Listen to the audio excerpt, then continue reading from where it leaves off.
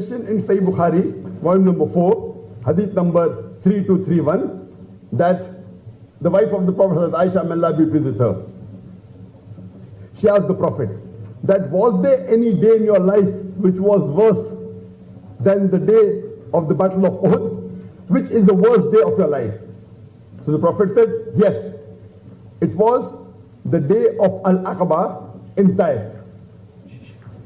And when the Prophet went to deliver the message of Islam to the people of Taif, they harassed him and they did not listen to the message, they did not obey the Prophet, and some of the narrations say that they even stoned him. It was the worst day of his life.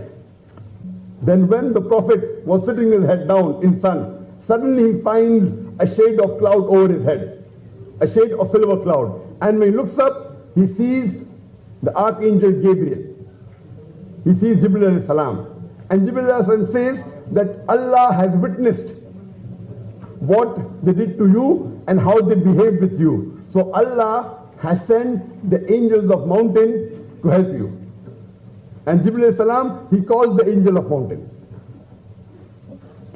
When the angel of mountain comes, he says to the Prophet that your Lord has sent me and he has witnessed and heard how did the people behave with you.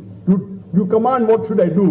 Whatever you say, I will do. Do you want me to bring both the mountains of Makkah together? Do you want me to get both the mountains close to each other so that the people will be crushed to death in between them?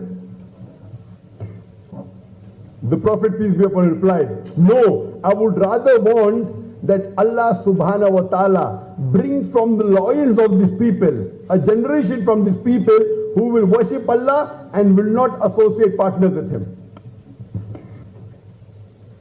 Imagine the Prophet says it was the worst day of his life. Imagine if it was the worst day of your life and if someone wants to help you and says I can crush the enemy to death. Here the Prophet says, don't put them to death, but I want Allah to bring from their loins, from their generation, from their children, a people who will believe in Allah and who will not associate partners with God. It is mentioned in Sahih Bukhari, volume number 8, hadith number 6397, that one of the Sahabas approaches the Prophet and says that the people of Daus, they did not agree with the message of Islam and they rejected the message. Why don't you curse these people of Daus? And the Sahabas, they thought now the Prophet would curse the people of Daus. But the Prophet said, oh Allah, guide the people of Daus so that they come close to us.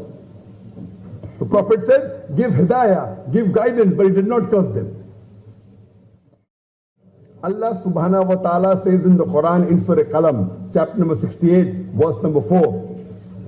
Allah says, Innaka la'allakum khuluqun azim, that indeed, verily, in the Prophet is the best pattern of conduct. Verily in the Prophet